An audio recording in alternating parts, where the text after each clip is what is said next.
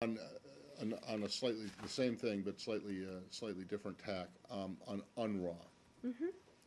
I asked you a question yesterday about the rockets that they had found in the school, and if you knew what they did with them after they had found them. Now, apparently there have been some more found today. Do you have an answer to the question? I wasn't aware of those found today, but I got a little more information about what you asked me about yesterday.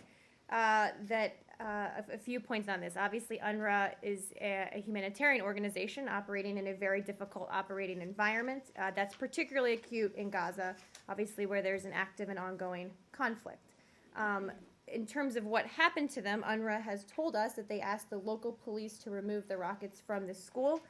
We recognize that this was not an acceptable outcome, and we are consulting closely with UN leadership, with UNRWA, the Israeli government, and the Palestinian Authority to develop better options available in the event of future incidents. Again, it's important to remember that UNRWA is a humanitarian relief organization. It's not a peacekeeping mission equipped to deal with a kind of situation where you find rockets. That's not their mandate. We also urge UNRWA to continue to be as transparent as possible about this issue. They will have more details on it, but that's what I know as of right now. Well, is it your understanding that by local police, that was Hamas? I think right? they can better speak to who specifically in the local police. I don't have more information than that. But if you say it was if the outcome was not acceptable, it would appear that that UNRWA gave these missiles back to their owners. They have told us they went to the local police. I will leave it to UNRWA to provide more details about who that was. I just don't have those details, Matt. Is there? I just don't have them.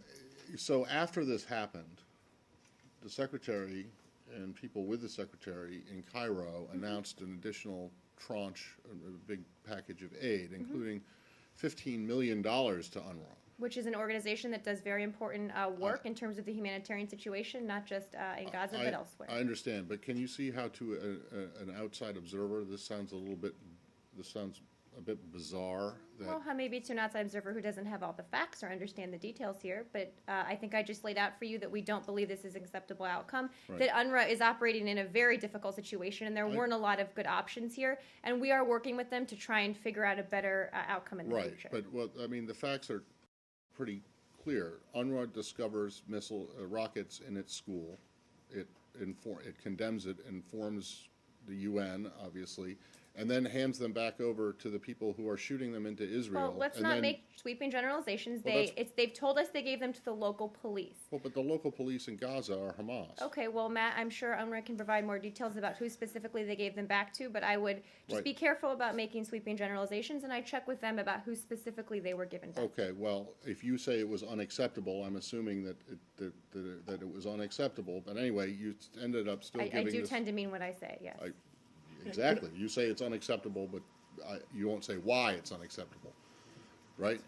I don't have more for you than that. Okay. So, but then you go ahead and announce another $15 million to this very organization, because it's an important organization. I understand. Those two things aren't mutually exclusive. So maybe the question is this: what would have been an acceptable outcome in this situation? Well, I'm not going to outline specifically what that might have looked like. We're looking at what acceptable outcomes might look like in the future. I don't have details. A lot of Israelis have been skeptical, critical of UNRWA in the past.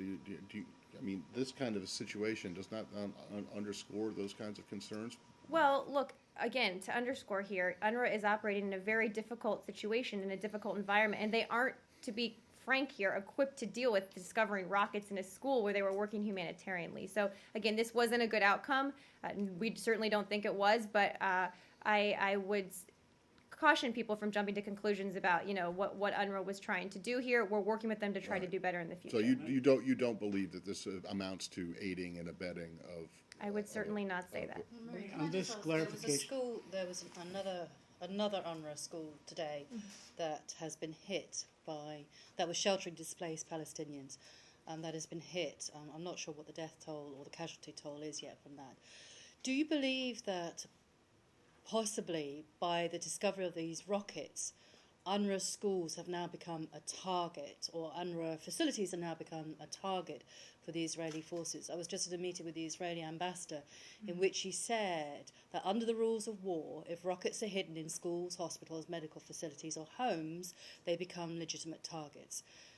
Has UNRWA now become a legitimate target in this conflict? No, I would say UNRWA is not a legitimate target, but let's step back for a second. I haven't seen those reports from today. We do know that Hamas has used schools, hospitals, other civilian buildings to hide fighters, to hide rockets, to hide the tools that they're using to attack Israel with. So I'll say that point A. Point B, I'm not going to make a sort of international legal judgment based on comments I didn't see by the Israeli ambassador to the U.S.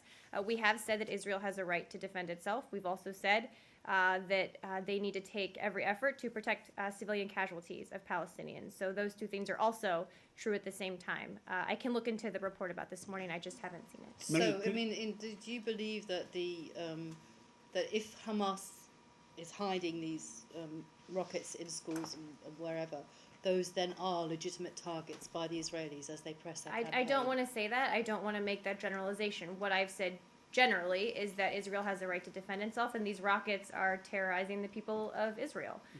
But schools, hospitals, there are places where civilians, particularly